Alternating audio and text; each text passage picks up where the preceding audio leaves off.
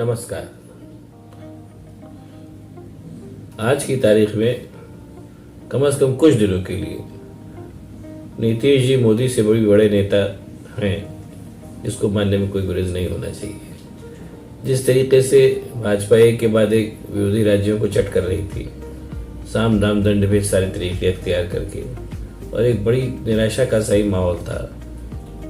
बहुत पहले मध्य प्रदेश की पूरी सरकार गिरा दी, उसके बाद फिर इधर महाराष्ट्र की गिराई, जैसा सुनने में आ रहा था कि झारखंड की भी गिराने जा रहे थे। ऐसे में एकदम से बिना किसी को भनक लगे हुए पलटी मार करके नीतीश जी ने भाजपा का साथ छोड़ा और राजद के साथ आ गए और अपनी मुख्यमंत्री की न केवल कुर्सी बचाई बल्कि अपनी पार्टी भी बचा ली। इससे कहीं न कहीं लोगों को एक परपीड़ा का भी सुख मिला।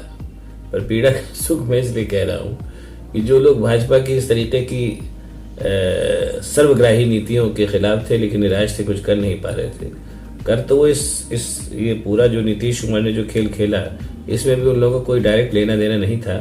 लेकिन जिस तरीके से नीतीश ने ये खेल खेला, उससे लोगों को, उस खेल को देख करके लोगों को मजा आया और आनंद आया। बड़ा स्वाभाविक सी बात है। अब देखा जाए तो एक तरीके से, और ऐसा अक्सर होता है जब लोगों को लगता है कि वो अपराजय हो गए, वहीं से खेल शुरू होता है। अब भाजपा को इस समय लग रहा था कि एकदम अपराजय है और कोई उसका कुछ कर नहीं पाएगा, और वो हर तरीके के खेल खेल करके, कहीं मीठा बोल के, कहीं धोखा दे करके, कहीं बेवकूफ बना करके, जैसा राजनीति में इन सब चीजों को जायज भी माना जाता है, लगातार अपनी सफलता ग्राफ बढ़ा रही थी। लेकिन एकदम से पासा पलटा और नीतीश कुमार ने बाजी पलट दी। अब आज की तारीख में वो मुख्यमंत्री भी हैं, उनका करियर भी सुरक्षित है और सारी बातें सत्ता के सुख को भोग रहे हैं। और कहीं न कहीं वो ये भी छवि उनके साथ चस्पा हो गई है कि वो चाहे तो किसी को से भी निपट सकते हैं। इतना तो उन्होंने साबित कर दिया। अब एक तरीके से देखा जाए तो उनके जो नीतीश कुमार का जो पॉलिटिकल करियर है वो अपनी एक सीमा तक पहुंच गया है। एक लंबे समय तक मुख्यमंत्री रहे वो, और उन्होंने काफी कुछ अचीव भी किया, 7-8 बार मुख्यमंत्री भी रहे, और अच्छी बुरी तमाम चीजें उनके साथ भी, उनके करियर साथ भी जुड़ी रही, और वो आज की तारीख में बहुत सफल राजनीति मानी जाएगी। अब यहीं से अगर बात यहीं पे खत्म होती है तो ठीक है, वो भी अपने आप में एक अच्छा अचीवमेंट है। लेकिन कहीं ना कहीं जब आदमी के अचीवमेंट बढ़ जाते हैं तो इतिहास भी उससे कुछ अपेक्षा करने लगता है। उसी तरीके से मुझे लगता है कि इतिहास ने उनको एक दूसरा मौका दिया है कि अब आप इसके लिए भी ट्राई करिए, हो सकता है आप सफल हो सकता है ना हो सकता है, जैसा भी हो देखा जाएगा। तो अब इस चीज को समझने के लिए थोड़ा सा पिछले समय की बात कर लेते हैं। 1973, 74, 75 का समय था। इंदिरा गांधी अपराजय हो चुकी थी, और उनकी अपराजयता के साथ साथ जो राजनीति में जो करप्शन और जो सर्वाधिकारवादी सब सारी चीजें आती वो भी आ गई थी। ऐसा हर बार होता है, उनके साथ भी हुआ, और उसके चलते विरोधी दलों को लग रहा था कि अब इस परिस्थिति से पार पाना संभव नहीं है, और तब तक इमरजेंसी लग गई, सारे विरोधी जेल भेज दिए गए। तो वो तो एक तरीके से बहुत ही बुरी तरीके से निराशा का माहौल था। ऐसी निराशा से उबारने के लिए लोगों को, ऐसी निराशा से उबारा जा सके, इस काम के लिए जयप्रकाश नारायण सामने आए। जयप्रकाश नारायण भी पुराने कांग्रेस के नेता रहे थे, नेहरू जी वगैरह के जमाने के, और वो बहुत पहले सक्रिय राजनीति छोड़ करके, पद वद सब छोड़ करके, और वो एक तरीके से सन्यासी का और सेवा भावना का जीवन बिताने लगे थे। जो भी सोचा उन्होंने, जो भी कहा, बहरहाल वो विपक्ष को नेतृत्व देने के लिए सामने आए। ऐसा वो सफलतापूर्वक इसलिए कर सके कि एक तो उनका जो व्यक्तित्व था वो तपस्वी का व्यक्तित्व था, निर्विवाद व्यक्तित्व था, और उसके अलावा उन्होंने इस बात को शुरू से साफ कर दिया था कि वो उनका मुख्य मकसद इंदिरा गांधी को हराना, और जैसा उस समय लग रहा था कि वो तानाशाह हो गए, लोकतंत्र के खिलाफ जा रही हैं, लोकतंत्र को बचाने के लिए वो सामने आ रहे हैं, इस बात को उन्होंने क्लियर कर दिया था फ्रॉम द वेरी बिगिनिंग। और सत्ता की लड़ाई में वो कहीं से न शामिल है न उसके हिस्सेदार बनने जा रहे हैं, ये भी उन्होंने क्लियर भी कर दिया था, और लोग कन्विंस भी हो गए थे। और उनको दो चीजों का साथ और मिला जो शायद उनकी सफलता में साधक रहा।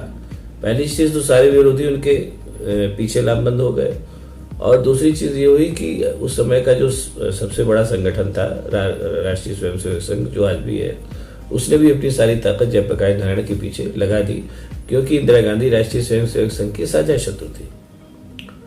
तो विपक्षी दलों की एकता और उससे जो उनको ताकत मिली, और जो राष्ट्रीय स्वयंसेवक संघ की ताकत थी, और प्लस जो जनता का बहुत भीषण असंतोष था इंदिरा गांधी के प्रति, उसने सबने कुल मिलाकर के जनता पार्टी का फॉर्मेशन हुआ। इनके आग्रह पर जयप्रकाश नारायण जी के, और इंदिरा गांधी 1970 में बुरी तरीके से चुनाव हारी और जनता पार्टी का शासन सामने आया।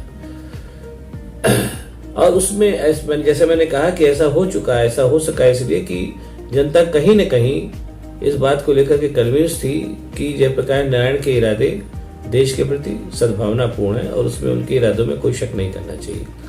बहरहाल जनता पार्टी 3 साल में बिखर गई, वो एक अलग किस्सा है, वो फिर कभी। अब एक तरीके से मिलता जुलता सिनेरियो ही फिर सामने आ चुका है। भाजपा बहुत शक्तिशाली पार्टी है, लगभग सारे देश में उसका वो है, और उसकी कुल छवि भी कुल मिलाकर के एकाधिकारवादी और तानाशाही पार्टी की बनती जा रही है। हालांकि वो कहते हैं ऐसा नहीं, लेकिन बहरहाल छवि जो है वो तो अपना रोल प्ले करती है, ऐसा बनती जा रही है। अब ऐसे में 2024 के चुनाव भी सामने आने वाले हैं। ऐसे में स्वाभाविक सी बात है कि जो लोग चुनौती दे सकते हैं इस भाजपा की सरकार को, उसमें से नीतीश कुमार एक आज की तारीख में प्रमुख चेहरा है।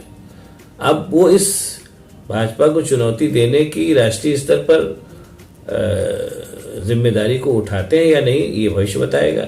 लेकिन इसमें भी कोई शक नहीं कि इतिहास अपने आप को इस तरीके से दोहरा रहा है कि जयप्रकाश नारायण के जो पट्ट चेले थे, जो आज की तारीख में अभी भी राजनीति के नियंता हैं, जिसमें से लालू भी हैं, नीतीश भी हैं, कहीं न कहीं उनके सामने अगर वो चाहेंगे तो जयप्रकाश नारायण के रोल को दोबारा प्ले करने का मौका इतिहास उनको दे रहा है। विद द डिफरेंस कि विपक्ष एक तरीके से अभी भी काफ़ी कुछ बटा हुआ है, और नीतीश कुमार की नेतृत्व को लोग मानेंगे या नहीं मानेंगे, या मानेंगे तो किस हद तक मानेंगे, ये भविष्य बताएगा। अगर वो इस अपनी भाजपा को चुनौती देने की भूमिका में आते हैं 2024 के इलेक्शन में, तब। और दूसरी चीज़ ये कि तब का राष्ट्रीय स्वयंसेवक संघ, जो आज की तारीख में और ज़्यादा शक्तिशाली और संगठित और धनी संगठन है, वो पूरी तरीके से अपनी सरकार को बचाने के पीछे लगेगा, न कि नीतीश कुमार को समर्थन देने के। तो जयप्रकाश नारायण को जो 2 बड़ी शक्तियों का समर्थन मिला हुआ था, उसमें से एक बड़ी शक्ति का समर्थन नीतीश के पास नहीं रहेगा, बल्कि एक तरीके से उनको उसके विरोध को ही झेलना पड़ेगा, जो काफ़ी संगठित और तीव्र विरोध होगा। लेकिन बहरहाल जनता की शक्ति के सामने कोई भी संगठित संगठन वो नहीं चल पाता अगर जनता चाह लेती है। तो इंदिरा गांधी भी 1977 में हारेंगे, कोई नहीं सोच पा रहा था। तो इसलिए ऐसा भी नहीं है, अगर जब नीतीश कुमार कोशिश करते हैं और साथ ही साथ लोग उनके और भी मिल जाते हैं, और कुल मिला करके अगर कॉमन मैन को लगता है कि नहीं, अब हमको इस भाजपा के अलावा किसी दूसरे पार्टी की सरकार चाहिए, तो नीतीश कुमार दोबारा जयप्रकाश नारायण की भूमिका में आ भी सकते हैं, सफल भी हो सकते हैं। अब ये नीतीश कुमार साहब को सोचना है कि वो अपने राजनीतिक जीवन की अभी तक की ऊंचाई से ही संतुष्ट हैं, या इसको जयप्रकाश नारायण की ऊंचाई तक ले जाना चाहते हैं। अगर वो क्या सोचते हैं, किस हद तक सफल होते हैं, ये तो भविष्य बताएगा। फिलहाल नमस्कार। आपको वीडियो अगर पसंद आया तो लाइक करिए, सब्सक्राइब करिए, शेयर कीजिए, और नीतीश कुमार जी को भविष्य की शुभकामनाएं।